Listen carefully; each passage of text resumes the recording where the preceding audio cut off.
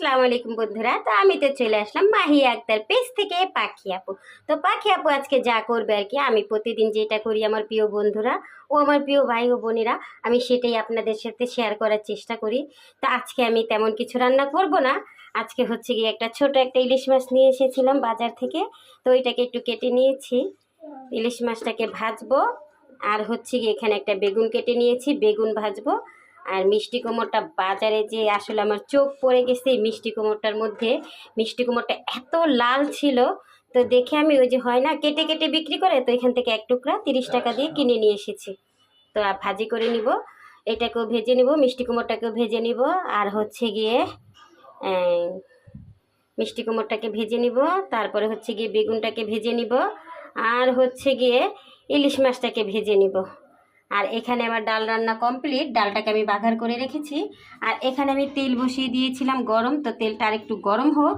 তারপর হচ্ছে গিয়ে আগে আমি মাছটাকে ভেজে নিব, তারপর হচ্ছে গিয়ে একে একে মিষ্টি কুমড় আর হচ্ছে গিয়ে বেগুনটাকে ভেজে নিব। তো তেলটা তো গরম হয়ে এসেছে, আমি এখন মাছটাকে ছেড়ে দিচ্ছি।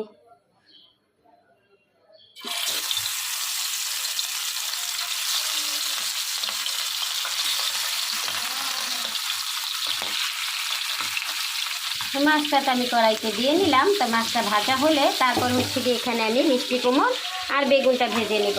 তো মাছটা আমার ভাজা হোক।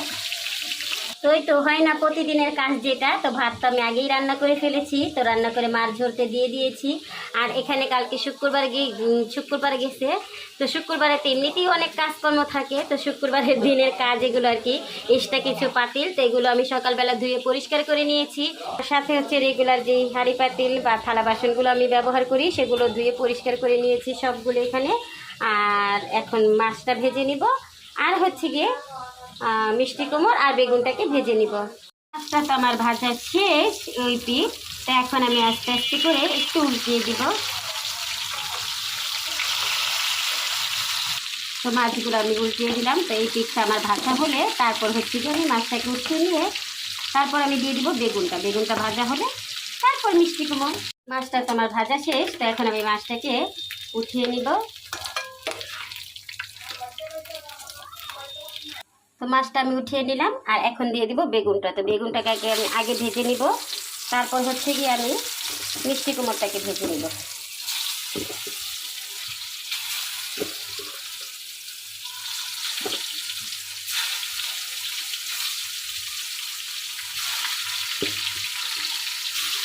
তো কড়াইতে যখন জায়গা আছেই, তো সাইড দিয়ে আমি একটা একটা করে মিষ্টি কুমড়ো দিয়ে দিই, একসাথে ভাজা হয়ে যাবে।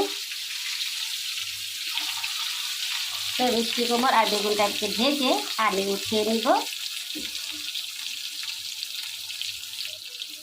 এগুলো ভাজা হলে আমি উঠিয়ে নিব, আর সাথে নিব কয়েকটা মরিচ ভেজে। তো বন্ধুরা, যদি আপনাদের আমার ভিডিওগুলো একটু ভালো লেগে থাকে তাহলে একটা শেয়ার করে বা একটা লাইক করে বা একটা গঠনমূলক কমেন্ট করে আপনারা ছোট বোনের পাশে থাকবেন। ছোট বোন আপনাদের পাশে আছে, ইনশাল্লাহ সবসময় থাকবে, আছে।